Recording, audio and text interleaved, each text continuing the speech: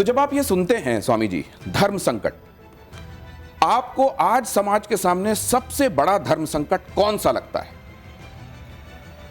देखिए दिनेश जी, मैं केवल एक बात कहना चाहूँगा, धर्म संसार में एक ही है, वो है सनातन, बाकी पंथ है, बाकी पंथ है। तो सनातन धर्म संकट में है, पंथ तो कभी संकट में रहा नहीं, पंथ तो कभी संकट में रहा नहीं। तो धर्म संकट में हमें धर्म की रक्षा करनी है और धर्म को बचाना है। तो ये जो धर्म को बचाना है जब आप कह रहे हैं, और ये कहा जाता है शास्त्र में कि धर्मो रक्षति रक्षतः, अब ये किसकी कितनी रिस्पॉन्सिबिलिटी है? धर्म की कितनी रिस्पॉन्सिबिलिटी है कि वो अपने मानने वालों की रक्षा करे, और मानने वालों की कितनी बड़ी जिम्मेदारी है कि वो धर्म को बचा कर चलें? और धर्म में जब ये कहते हैं कि वो धर्म जो हमेशा परिवर्तन के लिए, सकारात्मक परिवर्तन और सकारात्मक चीज़ों के लिए खुद को खोल कर रखता है, वही धर्म असल में धर्म है और यही सनातन की विशेषता रही है। तो फिर सैक्रोसेंट जो कहते हैं कि इन चीज़ों को सैक्रोसेंट रहना चाहिए, इन चीज़ों को कभी बदलना नहीं चाहिए, वो सैक्रोसेंट क्या खतरे में आती हैं चीज़ें जब बदलाव के लिए हम दरवाजे खोलते हैं? देखिए, जब हम बदलाव की बात करते हैं तो हमें एक चीज़ों का ध्यान जरूर रखना पड़ता है। हम कितने भी सारे शास्त्र को उठाएं, सारे शास्त्र में एक ही बात आता है कि संसार में सबसे बुद्धिजीवी प्राणी अगर कोई है तो वो मानव है। मानव है। मानव को इस बात का ज्ञान है, हमें क्या खाना चाहिए, क्या बोलना चाहिए, किसके साथ कैसा व्यवहार करना चाहिए, किस धर्म को, किस पंथ को, किस परंपरा को, किस नीति से, किस दृष्टि से देखनी चाहिए। तो हर धर्म के लिए, हर धर्म के जो धर्मानुरागी हैं उसके लिए अपना धर्म सर्वोपरि है।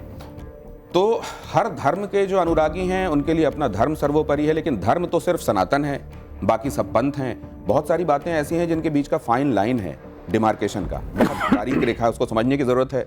समझने में और ज्यादा मदद के लिए हमारे साथ जो विशिष्ट अतिथि हैं उनकी तरफ भी आपको ले चलता हूं।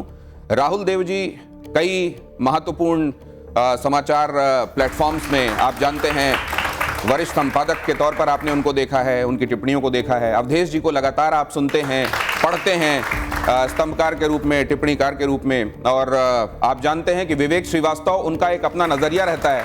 अब वो आप उसको एक थर्ड आई कहेंगे, थर्ड एम्पायर कहेंगे, ये क्या कहेंगे वो आप फैसला कीजिएगा। समीर चौगावकर साहब ये वरिष्ठ पत्रकार हैं और मुद्दों को थ्रेडबेयर समझने में हमारी मदद करेंगे। अभी तक जो बातें कही गई, अब मैं आपकी दाईं तरफ जरा आता हूं।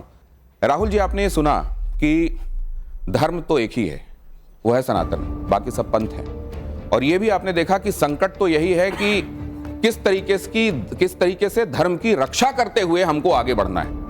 ये धर्मो रक्षति रक्षतः, धर्म कितना और मानने वाले उसकी रक्षा करने के लिए कितने, इसको जरा समझाएंगे आप? देखिए, बहुत बड़ा और जटिल विषय है, और आजकल धर्म शब्द का, सनातन शब्द का, हिंदू शब्द का, इनकी जो व्याख्याएं और निर्वचन हो रहे हैं और जो आख्यान बनाए जा रहे हैं वो मेरे लिए बहुत धर्म संकट में डालने वाले हैं, क्योंकि मेरी समझ से, मैं छोटा मोटा विद्यार्थी हूँ धर्म का, ये धर्म नहीं है और न वो सनातन है जिनकी बातें आजकल की जा रही है। सनातन को संकट कैसे हो सकता है? जो सनातन है वो सार्वभौमिक है और सार्वकालिक है, वो अनित्य है, नित्य है वो। तो जो इस सृष्टि का मूल कारण है, जिसके कारण ये सृष्टि चल रही है, वो संकट पे कैसे हो सकता है? पहली बात। और सनातन कहते किसको हैं? हमारे शास्त्रों में ही सनातन किस रूप में इस्तेमाल किया गया है, पहले इसको भी देखना पड़ेगा। ये जो आप कह रहे हैं कि सनातन को संकट नहीं हो सकता, जो तो शुरू से है और आखिर तक रहने वाला है, जो सार्वभौमिक है, उसको संकट कैसे होगा? क्या इसी सोच ने सनातन को बहुत डेंट लगाने का, हम क्या निश्चिंत हो गए इस सोच के आश्रय और इसीलिए सनातन को समस्या हुई? अवधेश जी से जरा ये बात ले लेता हूं मैं।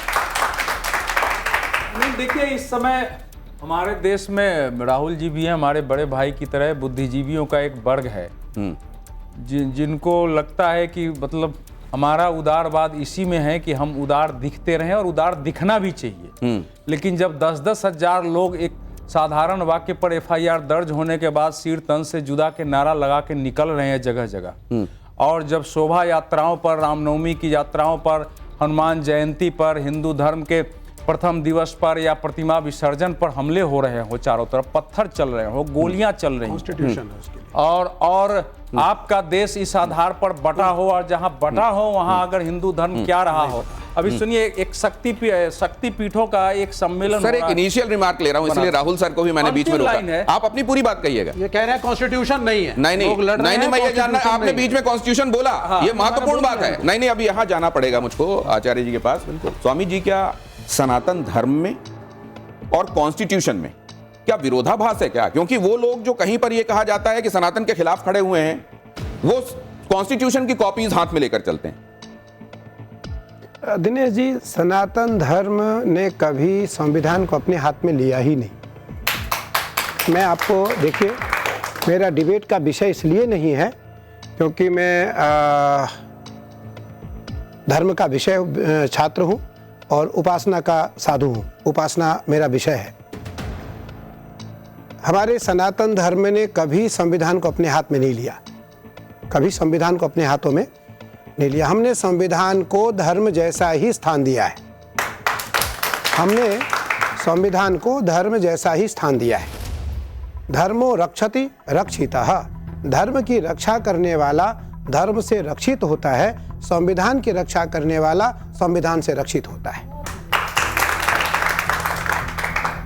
ये न त्वया धार मुकुंद बाल तदहम मनसा स्मरामि, यह स्कंद पुराण का श्लोक है।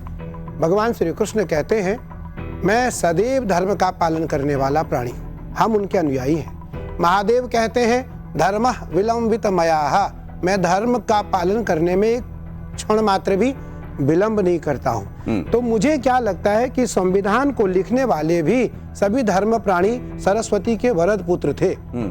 हमारे यहाँ सरस्वती को एक मूल स्थान और प्रथम स्थान दिया गया है, इसीलिए धर्म को मानने वाले जो प्राणी हैं वो कभी संविधान को अपने हाथों में नहीं लेते। फिर ये कॉन्स्टिट्यूशन की बात आपने क्यों की? और ये जब कॉन्स्टिट्यूशन में राम दरबार आपको दिखाई देता है जी, तो क्या आता है आपके दिमाग में, विवेक जी? नहीं, राम दरबार के अलावा और भी बहुत सारे चिन्ह हैं कॉन्स्टिट्यूशन में और बहुत सारी फोटो हैं, वो एक अकेली फोटो नहीं है। ये तो पहला मिसकंसेप्शन लोगों के माइंड से दूर करना चाहिए। देश सिर्फ हिंदुओं का नहीं है, सबका है, इसमें अनेकों धर्म संप्रदाय हैं। कॉन्स्टिट्यूशन वो गाइडलाइन है जिसके हिसाब से सब लोग अपना अपना धर्म व्यक्तिगत जीवन में पालन करें और शांति के साथ। नहीं तो इसमें कंफ्यूजन किसको है? कंफ्यूजन ये है कि मेरा पहला प्रश्न आपसे ये है, आपका एक स्टेटमेंट है कि असदुद्दीन ओवैसी को प्रधानमंत्री से डरना चाहिए, ये एक इंटरैक्शन में आपने कहा, और आपने कहा डरना भी चाहिए, और डरना इसलिए चाहिए क्योंकि नरेंद्र मोदी प्राइम मिनिस्टर हैं। तो अब ये मेरा ये सवाल है कि कहीं ना कहीं मेरी ये एक निराशा भी है, मेरी एक कंप्लेन भी समझिए कि धर्म गुरु, आपने बहुत अच्छा बोला कि मैं धर्म का नहीं विवेक जी, मुझको एक चीज लगती है, एक सेकंड सर, आप जो कह रहे हैं ना बहुत अच्छी बात कह रहे हैं सर। एक बात मैं आपको बीच में इसलिए रोक रहा हूँ क्योंकि मैं भी इसी देश का रहने वाला हूं जी। एक बात मेरे भी दिमाग में आती है कि जिस तरीके से वो 15 मिनट याद दिलाते हैं, नहीं, पौने 10 बज गए, 10 बजने में 15 मिनट बाकी हैं, अब 10 बजने वाले हैं, ये 15 मिनट जिस तरीके से वो याद दिलाते हैं, कभी देने के लिए वो है ना। नहीं, मैं सिर्फ आपसे पूछ रहा हूं कि ये बात भी आप दिमाग में रख के चलते हैं। आपने केस किया है? मैं आपसे असदुद्दीन ओवैसी ने केस किया है? आपने केस किया है क्या? असदुद्दीन ओवैसी ने केस नहीं किया ना? को लेकर केस किया है? एक मिनट, मैं सिर्फ ये जानना चाहता हूं, सुनिए अब आप मेरी कि बात, प्रधानमंत्री से डरना चाहिए, आपने केस किया है क्या इस बात को? नहीं, आप सुन लीजिए एक मिनट पहले, मेरा प्रश्न है उसका उत्तर उनको देने दीजिए, गरिमा और बढ़ेगी। मैं तो सिर्फ सप्लीमेंट कर रहा हूं। प्रश्न नहीं होंगे तो धर्म गुरु का ज्ञान आगे नहीं बढ़ेगा। अरे आप भी धर्म संकट में होंगे तो आपको यहाँ से व्यवस्था मिल जाएगी। हाँ, तो मुझे लेकिन ये वाली बात भी दिमाग में रखिएगा। बिल्कुल दिमाग में है। मेरा प्रश्न ये है, ये देश सबका है, ये एक डेमोक्रेसी है, प्रजातंत्र है, राजतंत्र नहीं है, ठीक? इसके अंदर चाहे प्राइम मिनिस्टर हो या प्रेसिडेंट हो या कोई भी हो, हम सारे एक बराबर हैं। हम में कोई ऊपर या नीचे नहीं है, डर की भावना नहीं है। लेकिन आपने अपने स्टेटमेंट में कहा कि असदुद्दीन ओवैसी को डरना चाहिए नरेंद्र मोदी से क्योंकि आखिरकार वो प्राइम मिनिस्टर हैं। ये आपने क्यों कहा? ठीक है, इसका सवाल का जवाब लेता हूं समीर चौगांवकर साहब। नहीं, आप उनको नहीं, मैं ये ले रहा हूं, ये सवाल वो जवाब देंगे, लेकिन उससे पहले समीर चौगांवकर साहब, कहीं ऐसा तो नहीं है कि अगर इन टोटलिटी 360 डिग्री किसी चीज को देखना शुरू किया जाता है तो असल में वो अन्याय हो जाता है?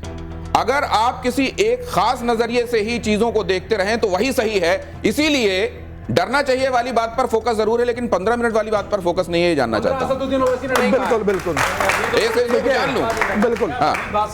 देखिए विवेक जी कह रहे हैं देश सबका है। हाँ। ये देश उन सबका है जो इस देश के जंगल जमीन जानवर को अपना मानते हो, इस देश की मातृभूमि से प्यार करते हो और इस देश की सफलता की कामना करते हो।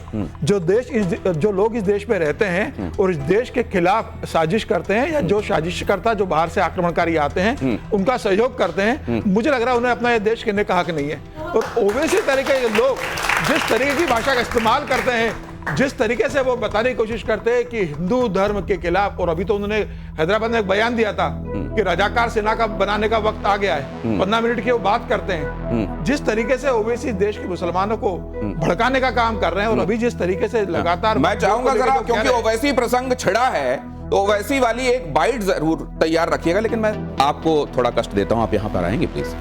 अच्छा, मुझे आना है। ये निवेदन इसलिए क्योंकि कुछ चीजें यहां आपको दिखाकर और आपसे बातचीत करना चाहता हूं मैं। अब जरा यहां पर देखिए, और धर्म संकट में बहुत महत्वपूर्ण बातें हैं जो मैं आपके सामने रखना चाहता हूं। एक लाइन में आपके दिमाग में क्या आता है जब आप ये चेहरे देखते हैं? अब ये अमेरिका के नए राष्ट्रपति होने वाले हैं, चीजें सकारात्मक रूप से बदलती दिखाई देती हैं आपको विश्व में? सबसे महत्वपूर्ण देश के महत्वपूर्ण व्यक्ति ये बने हैं। मुझे लगता है, लोगों को लगता है कि सकारात्मक दिख रहा है, पर मेरा भाव ऐसा नहीं है। मेरा भाव ऐसा नहीं है क्योंकि इनके अंतःकरण में जो मौलिक धर्म है उसमें परिवर्तन नहीं आ सकता है। लेकिन कंपैरेटिवली अगर तुलनात्मक रूप से आप देखें तो स्थितियां बेहतर हैं क्या? हाँ, पीछे से वर्तमान में अच्छे होंगे। अच्छा, अगला चेहरा दिखाइए, बहुत जल्दी दिखाइए क्योंकि वक्त भी कम है। क्या विचार आचार्य जी के हैं जब ये चेहरा वो देखते हैं? बिना पक्ष लिए अहिल्याबाई होलकर के बाद देखिए, मैं तो धर्म का आचार्य हूँ, परंपरा का भी आचार्य हूँ और समाज का भी पोषण ठीक है करने का प्रयास करता हूँ। घरों घरों में जाकर के बिना याचना उनको जो कुछ दिया जा सकता है वो देने का प्रयास करता हूँ।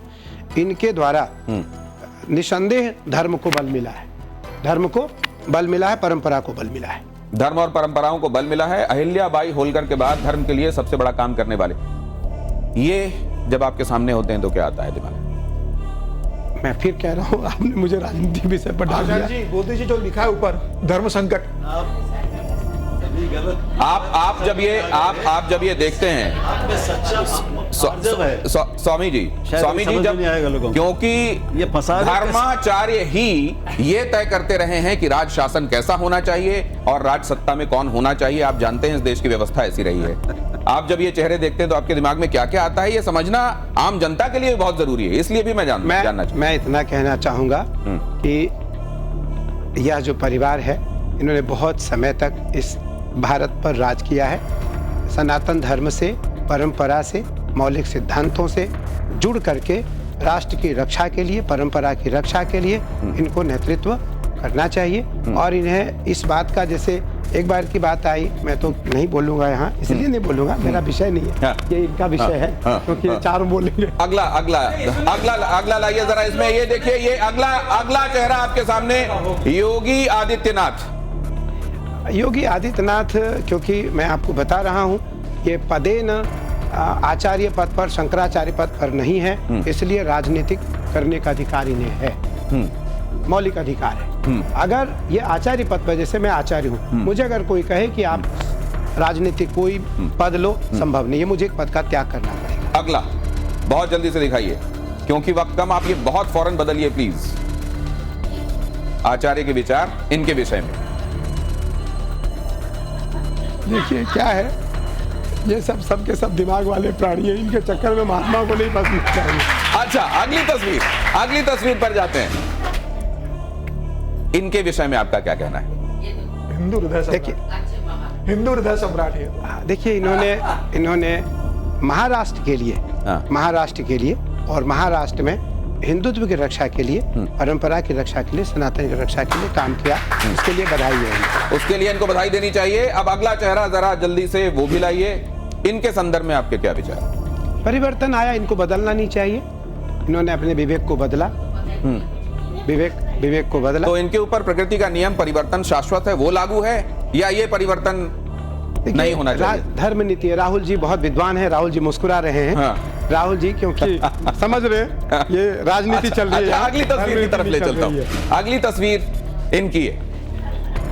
ये भी भारत देश के नागरिक हैं और बहुत सारे लोगों के हीरो भी। इनके संदर्भ में आपका क्या कहना है?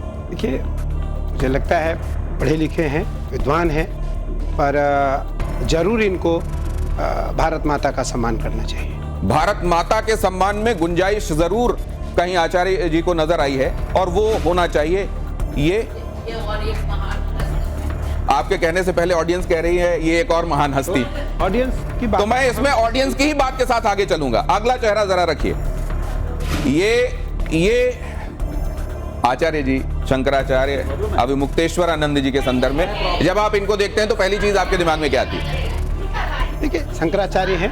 शंकराचार्य और आचार्य का काम है धर्म की रक्षा के लिए भारतीय परंपराओं में भ्रमण करना, गांव-गांव जा करके अपने धर्म और अपनी परंपरा और अपने उद्देश्य की रक्षा के लिए लोगों को मोटिवेट करना, और जहां तक हो सके हमें 5 प्रकार की शिक्षा दीक्षा उन्हें देनी चाहिए। आप आइए अपनी गद्दी पर वापस। आपके पास ये समझने के लिए आना चाह रहा हूं कि सनातन जो अनादि अनंत जिसको कहा जाता है वो संकट में कैसे आ सकता है? दिनेश जी, वो संकट में मुझे जो लगता है, अगर हम धर्म और परंपरा को देखें तो हमें ऐसा प्रतीत होता है कि सबसे पहले तो वो मेरे द्वारा ही संकट में आया। जो धर्म परिवर्तन है, हमारे कृष्ण, मैं यह बात इसलिए कह रहा हूँ, हमारे कृष्ण भगवान श्री कृष्ण ने कहा स्वधर्मे निधनम श्रेयः परधर्मो भयावह। कृष्ण का वाक्य है, मेरा नहीं, कृष्ण का वाक्य। भगवान कृष्ण ने कहा स्वधर्म। उसमें कृष्ण ने ये नहीं कहा कि केवल अपने धर्म सनातन धर्म का पालन करो, जो जिस धर्म का है वो उस धर्म का पालन करें। स्वधर्मे निधनम श्रेयः परधर्मो भयावह। लेकिन आज लगभग पूरी दुनिया में भ्रमण करने का अवसर हम लोगों को मिलता है। आचार्य पद पर होने के नाते जो जिस प्रकार से आज परिवर्तन किया जा रहा है, छोटे परिवारों को और बुद्धिजीवी परिवारों को मोटिवेशन करके, मुझे लगता है उसके कारण धर्म संकट में है। तो क्या आपको ये लगता है कि इसके लिए वही व्यवस्थाएं जिम्मेदार हैं? जैसा आपने कहा कि उसके लिए पहले मैं जिम्मेदार हूं, क्या वो व्यवस्थाएं जिम्मेदार हैं जिनको हमने अंगीकार किया, जिसमें कुछ लोगों को आज ये लग रहा है कि उनको हेय रखा गया, हीन रखा गया, कहीं ज्यादा सम्मान और इज्जत उनको कहीं और जाने पर मिल सकती है और इसीलिए ये धर्मांतरण वाली बात हो रही? मैं इसी का जो दूसरी पंक्ति है श्लोक का, निधनम श्रेयः परधर्मो भयावह। दूसरे धर्म में जाने से यश मिलने के बाद भी भय रहेगा। जिस प्रकार कोई कवच पहनता है या ब्लड प्रूफ जैकेट पहन ले, तो ब्लड प्रूफ जैकेट पहन के वो कितने देर रह सकता है, उसको उतारना पड़ेगा। जिस दिन वो उतारेगा, जिस समय वो उतारेगा, उस समय उसे गोली का भय होगा। इसलिए जैकेट हमारे पास धर्म का हो।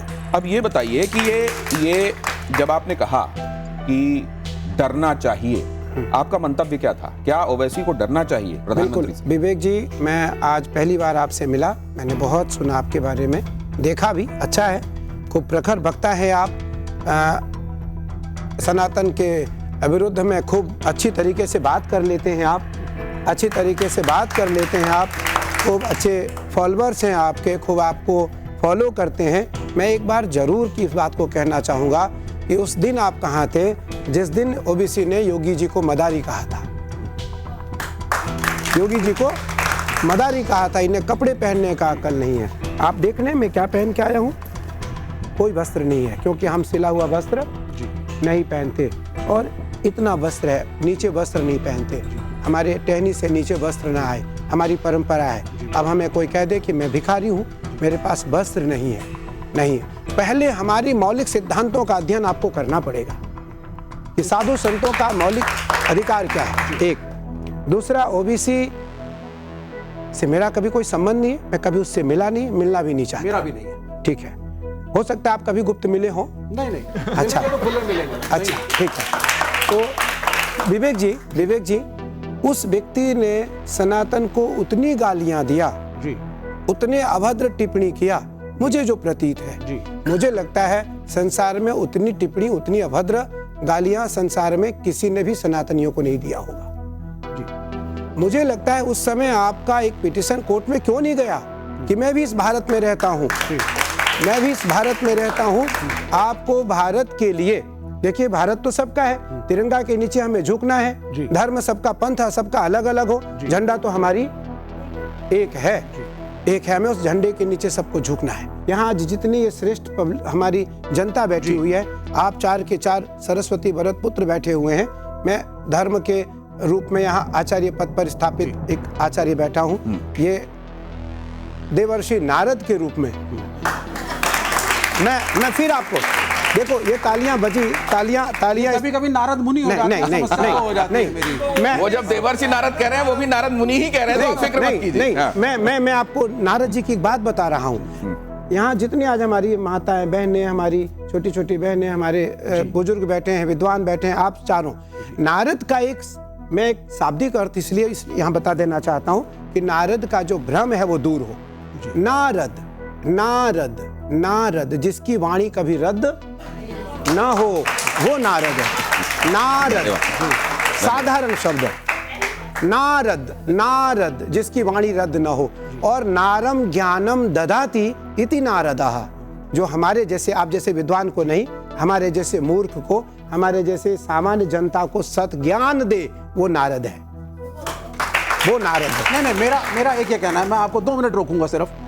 आपने योगी आदित्यनाथ जी की बात करी, नहीं, आपकी आज्ञा से ये चलानू, नहीं, आपकी बात पूरी होगी, आप ही की बात पूरी होगी। जरा ये देख लीजिए, उसके बाद अपनी बात कहिएगा। ये चलाइए जरा। अरे जिहाद तुम जानते नहीं, जिहाद अगर किसी ने किया ना फडणवीस, अल्लामा फजल हक खैराबादी ने अंग्रेजों के खिलाफ किया था जिहाद का फतवा देकर। जिहाद अगर किसी ने किया था इस देश को आजाद कराने के लिए तो मुरादाबाद के अल्लामा काफी ने दिया था। बुर्रे जिहाद, वोट जिहाद, धर्म युद्ध, लगता है फडणवीस तुम जरा थोड़ा दिमाग। वोट जिहाद करना पड़ेगा, ये तो हमने कई बार सुना। अब अगर उसको लेकर ये कहा गया कि फिर इसको काउंटर करने के लिए आपको धर्म युद्ध करना पड़ेगा, तो इस पर ये ओवैसी जी अपनी बात कह रहे थे। नहीं, मैं एक चीज पहले आप कह लीजिएगा जरा, अब ये प्रसंग हुआ है तो जरा इस पर टिप्पणी आ जाने दीजिए। देखिए, वोट हमारा मौलिक अधिकार है और हम वोट उसी को देंगे जो राष्ट्र का रक्षक होगा, जो राष्ट्र का रक्षक होगा। हम अपना मत का अधिकार उसी को देंगे जो धर्म का रक्षक नहीं, राष्ट्र का रक्षक होगा। धर्म का रक्षक अलग अलग हो सकते हैं, आप अलग धर्म के हो सकते हैं, मैं अलग धर्म का हो सकता हूं, आप अलग धर्म के हो सकते हैं, लेकिन राष्ट्र सबका है। जो राष्ट्र की रक्षा, राष्ट्र में सर्वोपरि कौन है? गंगा, गाय, मानवता, मौलिक सिद्धांत और राष्ट्रीय परंपरा, राष्ट्रीय ध्वज। इन 5 के प्रति जिसका समर्पण होगा वो वोट का अधिकारी है। देखिए, इससे ये जो कहा जा रहा है, इससे किसी का अहित नहीं होता, बल्कि इससे किसी का अगर होगा तो मंगल ही हो सकता है। लेकिन 2014 से पहले, 2014 के बाद और आगे सनातन आपको कैसा दिखाई देता है? देखिए, राहुल जी बहुत बड़े पत्रकार हैं, मैंने सुना है इनके बारे में, पर मैं एक बात बताना चाहूँगा कि आज जो हमारी चिंता का विषय है वो ये है बेटी रोटी और चोटी। बेटी रोटी और चोटी। आप हमें बताएं, जो जाति की बात आती है तो जाति तो हमारे यहाँ वेद की परंपरा है। एक मंत्र है, ब्राह्मणों से मुखम आसित बाहु राजन्या कृता उरु तदस्य जात वैदा। तो भगवान के अंग से ही चारों की उत्पत्ति है, ब्राह्मण, क्षत्रिय, वैश्य और शूद्र। हमारे यहाँ अलग नहीं माना गया इसको, हमने अलग इसको दिया ही नहीं कभी।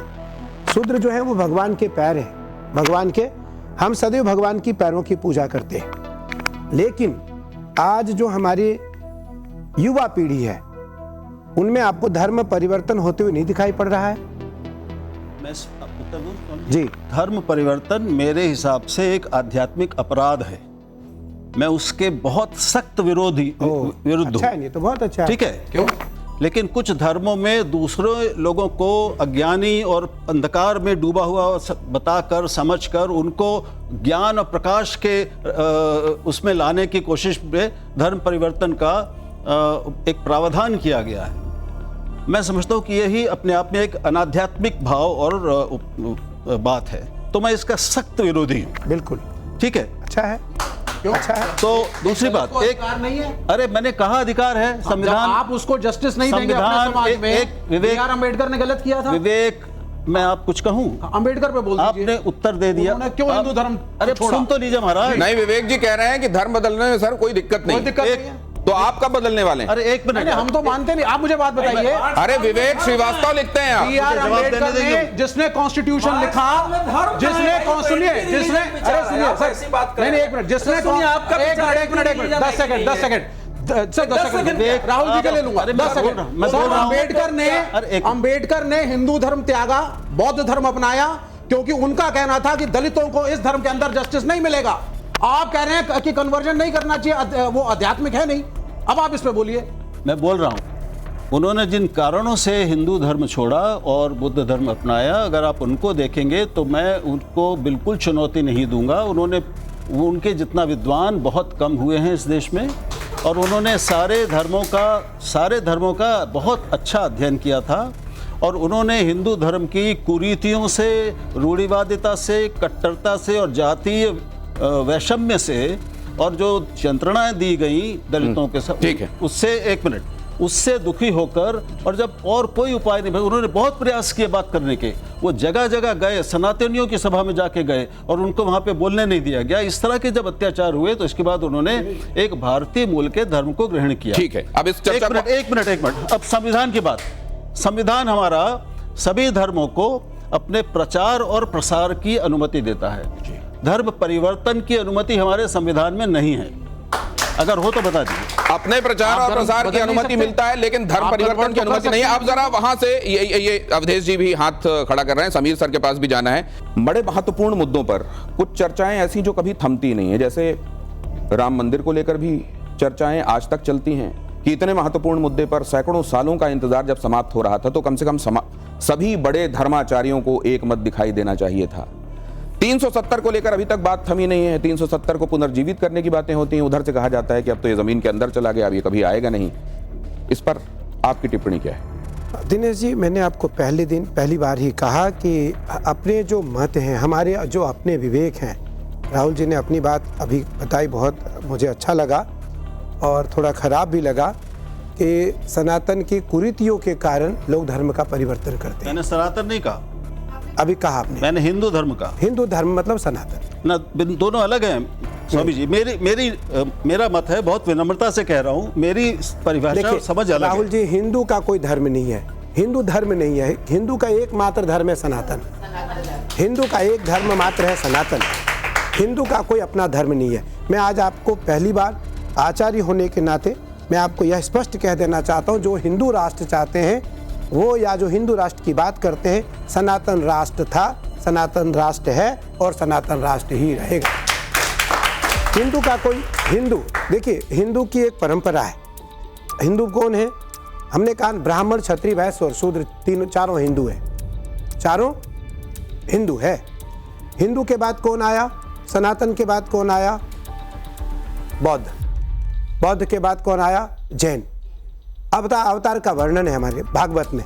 मैं आपको जो भी कुछ कहूँगा मौखिक नहीं कहूँगा, शास्त्र से कहूँगा। मुझे लगता है सनातन से अधिक सरल कोई धर्म नहीं है, सनातन से अधिक सरल कोई प्राणी नहीं है। लेकिन आज जो दिनेश जी की वाक्य है कि जब राम जन्मभूमि की बात आई तो हमारे ही धर्म के बड़े धर्माचार्य आपस में बटे। क्यों बटे? वो किसी न किसी कारणवश मतांतर में जाकर के फंसते हैं। भगवान कृष्ण इसी बात पर जोर देते हैं कि अन्य धर्म जो है आप उसका भी सम्मान करो, जो वो लोग सम्मान करते हैं जो जिस धर्म के हैं।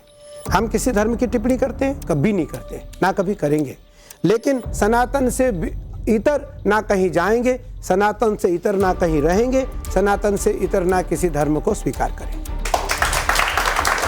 लेकिन यहीं पे एक धर्म संकट है स्वामी जी। मेरा भी यही, अगर मान लीजिए अलग अलग तरह के विचार हैं किसी समाज में, कहते हैं समाज को इवॉल्व करने में, उसको और आगे ले जाने में वो अलग अलग तरह के विचार महत्वपूर्ण होते हैं। और वहीं ये भी माना जाता है कि बटेंगे तो कटेंगे।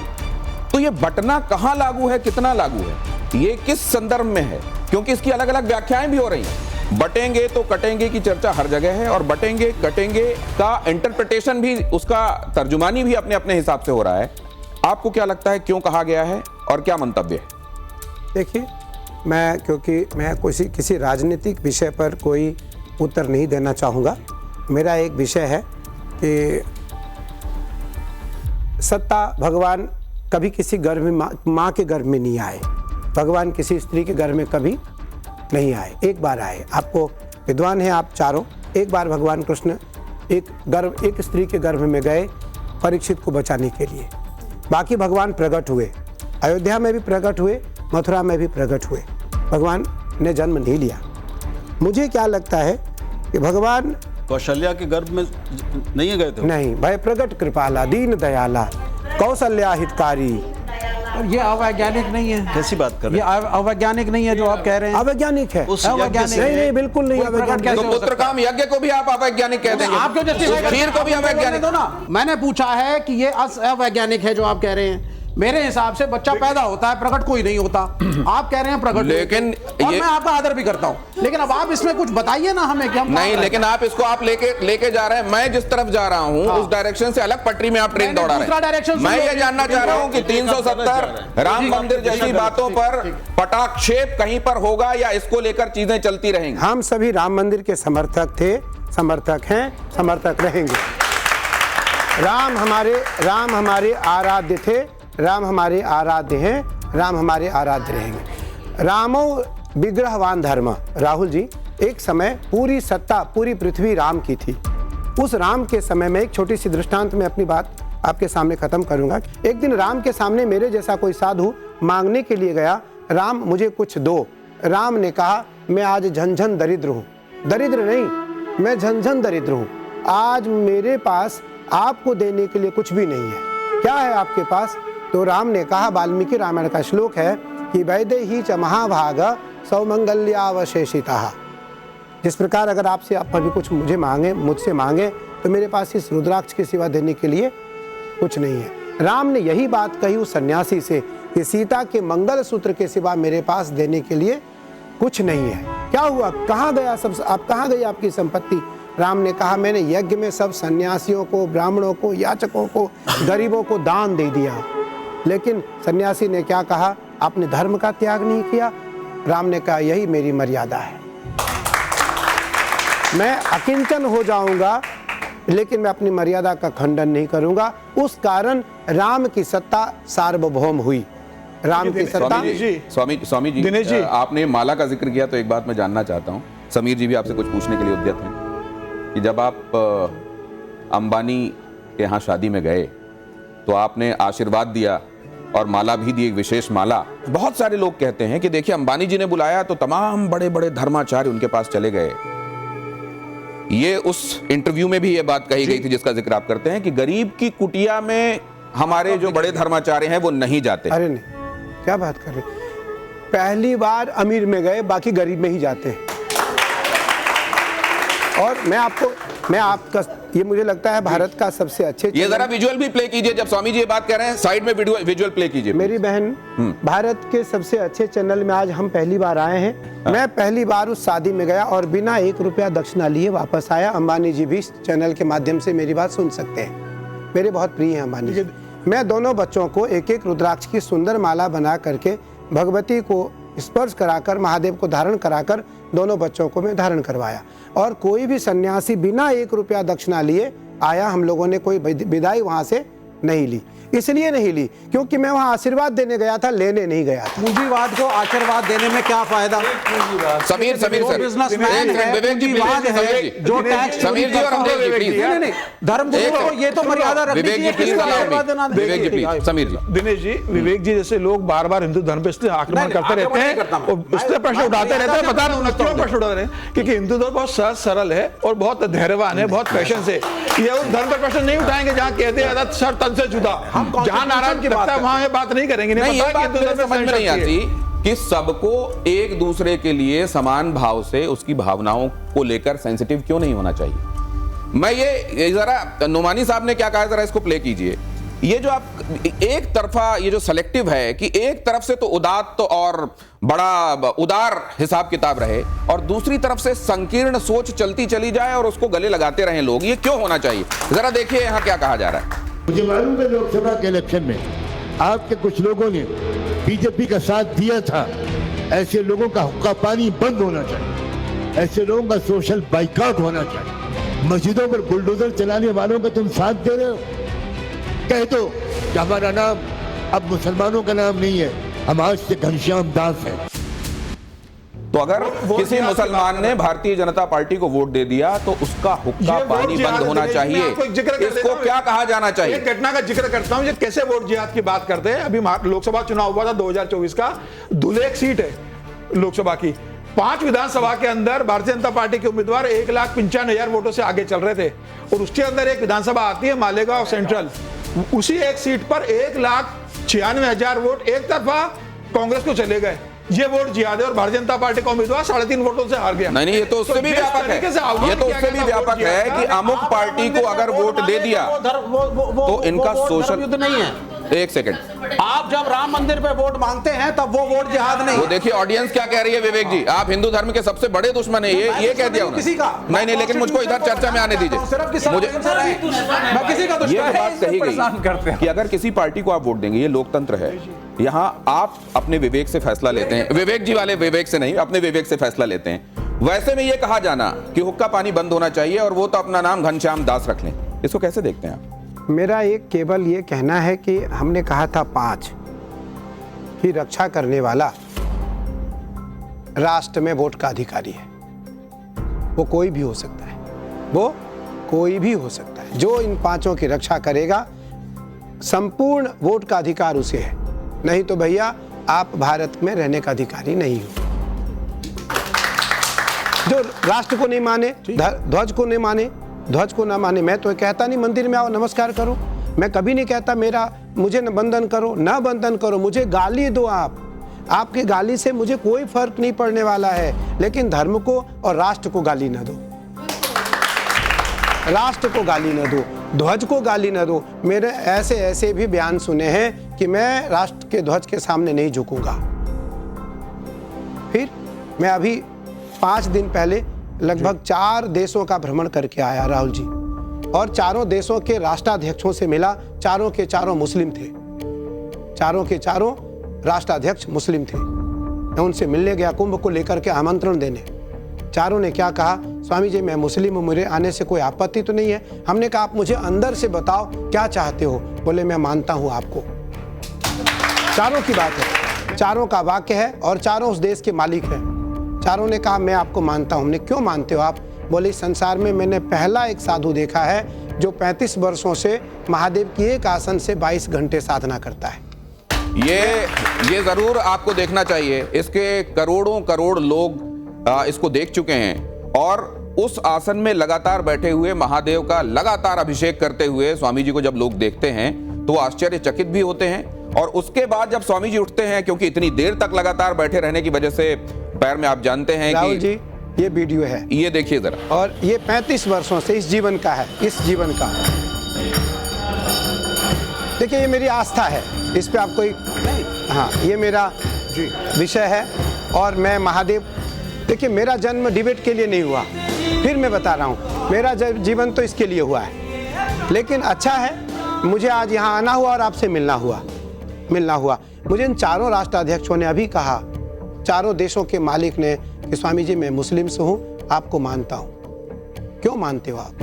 हम वहाँ 4 लोग थे, एक मैं, एक उस देश का वो मालिक और एक मेरा शिष्य, हम 4 लोग थे। 4 के बीच में 4 ने कहा कि स्वामी जी हम आपको मानते हैं। क्यों मानते हो आप?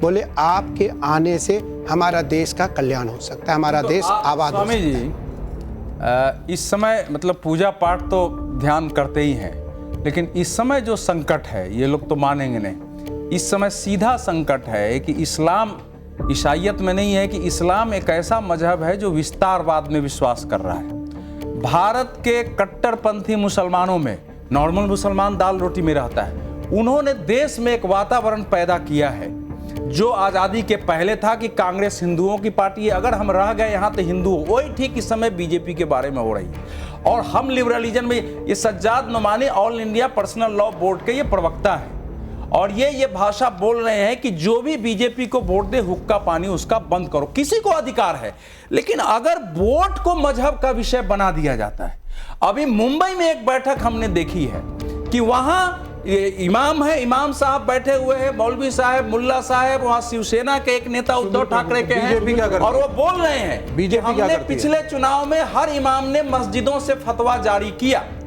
और इस चुनाव में भी हम जारी कर रहे हैं। ये बजब्ता चारों तरफ चल रहा है। अब ये जो स्थिति देश में बना दी गई है, चाहे आपकी शोभा यात्राओं पर हमले होते हैं, गोली मार दिया ऊपर और नीचे आपका झंडा ये ऊपर। रिएक्शन है। सुनिए सुनिए, ये रिएक्शन अरे भाई, आप है। बीच में बहुत बोलते हैं, आप बहुत बोल रहे थे। नहीं, आप नहीं, हिंदुओं का ऐसे बोलिए, डिबेट नहीं होता है। आप हिंदुओं का भी आप बोलिए। पूरे डिबेट को हाईजैक करेंगे। आप मुझे कम्युनल सवाल स्टेटमेंट करना। थोड़ी ना बोलेंगे I am आप। asking from him, आप You पूछ are रहे हो। raising a question on the minorities. Yes.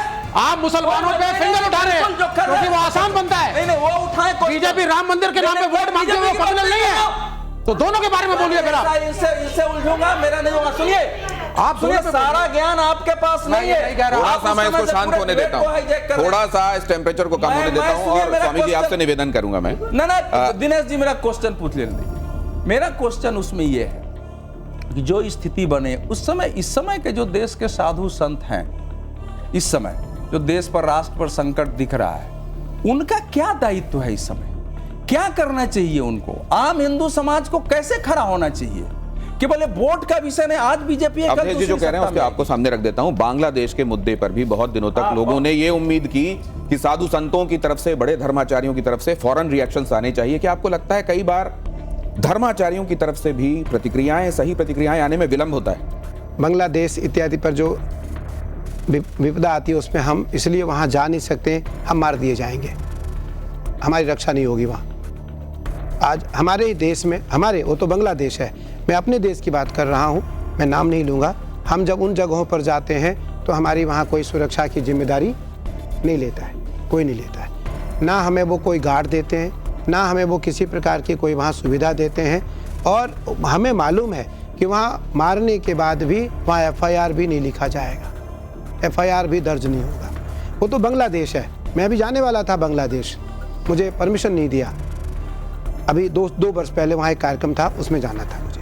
आज धर्म इसलिए संकट में है, इसलिए यह मुझे लगता है इस देश का सबसे बड़ा धर्म संकट का जो डिबेट दिनेश जी ने शुरू किया, ये उसी को लेकर के किया कि धर्म संकट में है, धर्म संकट में। और आपकी बात की ही पुनरावृत्ति हो रही है कि धर्म संकट में इसलिए है कि सामान्य और असामान्य दोनों में परिवर्तन आ रहा है, दोनों को विवेकशील तरीके से परिवर्तन किया जा रहा है।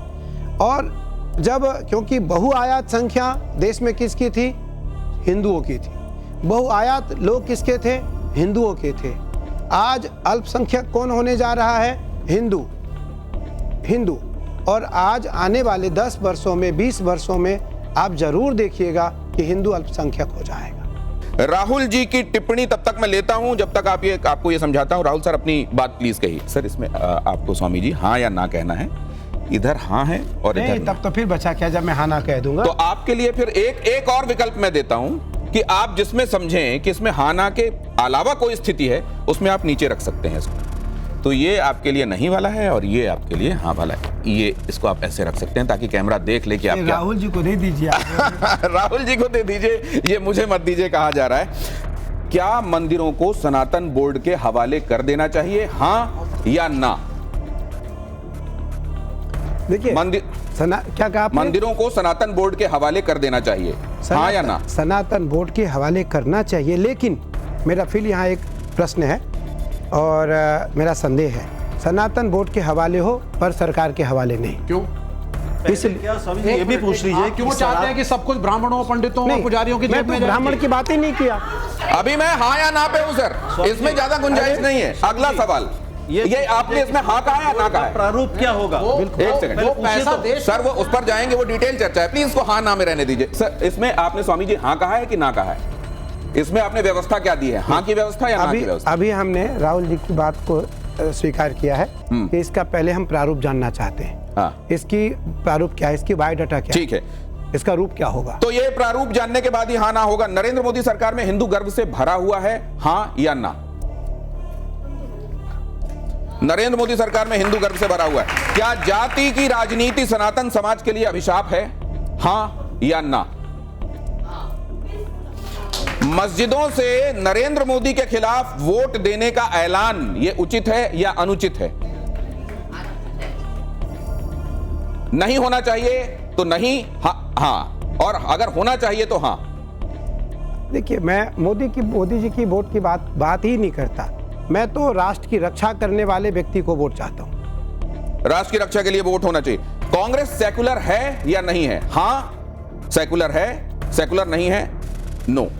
आप किससे कहवा रहे हैं?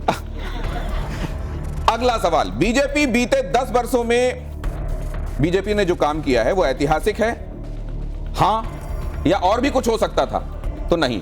ऐतिहासिक। ऐतिहासिक। बटेंगे तो कटेंगे, एक रहेंगे तो सेफ रहेंगे, सनातन के लिए ये आवश्यक है, ये धारणा या नहीं? इसका रूप क्या है? क्या बटेंगे कटेंगे? आदमी को मारने का अधिकार तो किसी को है नहीं। ठीक। आदमी को तो कोई मार नहीं सकता है। हाँ। आदमी को तो कोई भी हो, मारने का अधिकार केवल उस जैसे राहुल जी ने कहा कि आज मुस्लिम्स की आबादी कुछ राज्यों में घट रही है या घटेंगी। कैसे घटेंगी? ठीक है। तो मुझे लगता है ये देवी आपदा से घटेगी। तो बहुत सारी बातों में स्पष्टीकरण होना आवश्यक है और तब उस पर बात अपनी कही जा सकती है।